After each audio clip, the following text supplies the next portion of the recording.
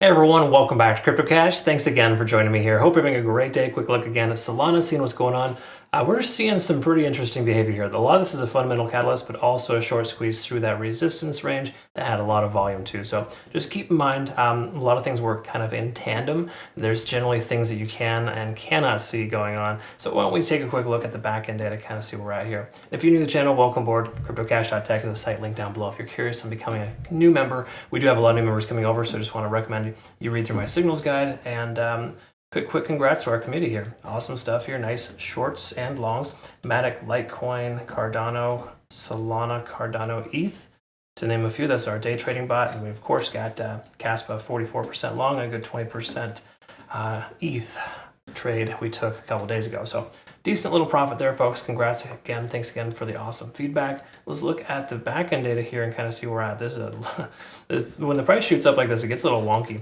In other words, the best way to describe it here is that we've got some liquidation levels that are kind of all over the place. The truth is, we swept this upper level liquidation at about 140.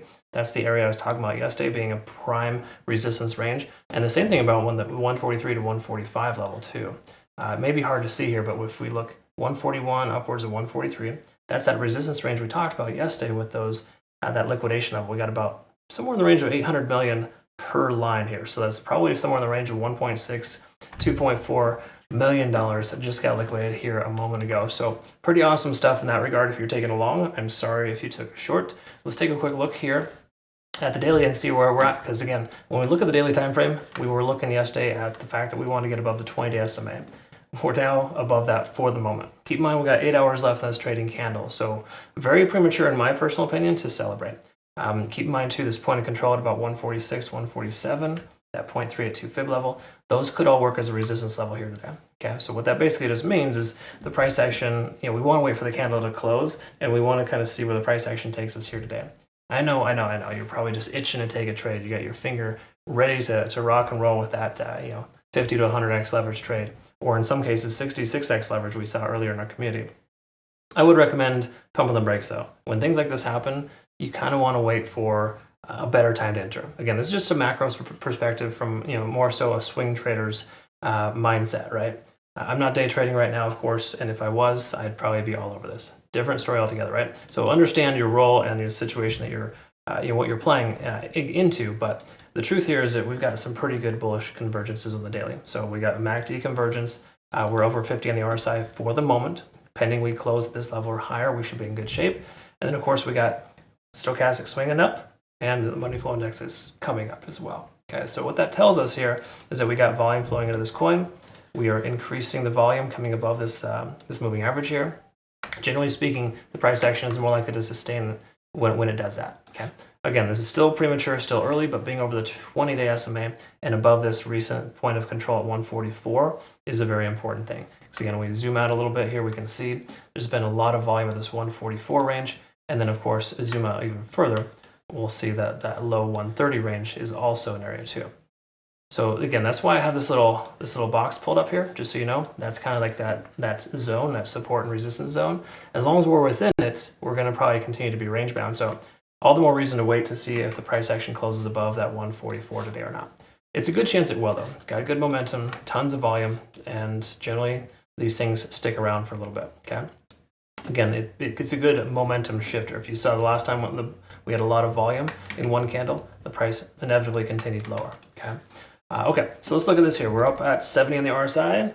We've got stochastic swinging up, as well as the money flow index closer to that level. So these are generally favorable signs, but also considered and construed as a resistance level. So all the more reason why this 0.382 closing at 148 or higher, or 147.62 or higher, would be appropriate. Right now, I think it's a little premature to jump in. That's just me being conservative. Some people don't like that, but if you don't like destroying your account, getting wrecked all the time, then maybe you want to consider taking that advice. It's subjective to who you are, right? If you have a high risk tolerance, maybe a different story altogether. But me personally, I like to minimize risk and maximize our gain. And generally speaking, minus a couple of stop losses this month that we triggered, we're doing pretty well. We're at recovering that loss. Okay, again. Historically, you look back, you continue to progress, you'll notice that good traders make money over time. You're going to take some losses sometimes. It's very much par for the course. Heaven forbid you took a short here in this coin. Calibrate, learn from it, and move on, right? Having said that, we're above all the important moving averages minus the 200. The 200 SMA is up there about 153. Not super relevant for the moment, but once we get closer to this 0.5 Fibonacci retracement level, that 156 previous support turned resistance, that's a case point where we're going to want to have to pay attention. Okay, so we'll pull that guy out there just to make sure we understand that's the resistance zone 155. 155 to 156 is that resistance zone for us. Okay, so the 4-hour time frame looks pretty darn bullish. We got a stochastic swing up, MACD convergence here.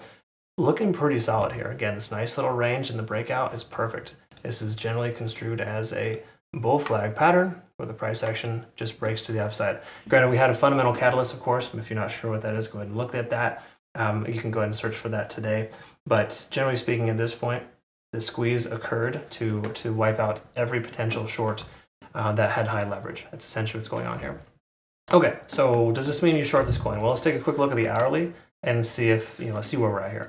We're obviously going to get a lot of confirming factors from the cloud. This is going to be a false positive in a lot of ways because when the price moves up so quickly, it doesn't give us the most reliable data.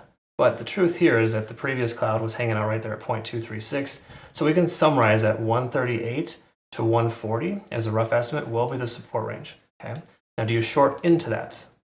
I would personally say no, because I hate shorting Solana. Such a volatile coin just like this, there's no point in doing it. But again, in hindsight, shorts can be very profitable, right? Take a look at fetch.ai. I analyzed that coin yesterday and I said, don't short, and the price just dropped, right? That's exactly how it goes. But again, I'd much rather err on the side of caution and miss an opportunity than to get into one that's bad and high risk. Okay, so right now, me personally, shorting Solana makes no sense at all. However, if it were to come back, just keep in mind, more recent highs, the local highs here right about 140 is a round number. That's going to be a solid pivot point. So the price doesn't end up coming back, we could see that happen there. Okay, so there's that as well. There's a handful of different things that we can kind of speculate with. But at this point, high volume, you generally don't want to short into that. However, again, fundamental catalysts, those can be pumps and dumps, so to speak. So I wouldn't be surprised if we see somewhat of a pullback. If that pullback does occur, keep in mind there's two support ranges we have. 144, that previous liquidation range that has since been swept, that point of control in the larger time frames. We've identified 144 being a strong resistance level in the past. It takes a lot of volume to get through a resistance. Now that we're through that, the likelihood of it bouncing out that level is higher.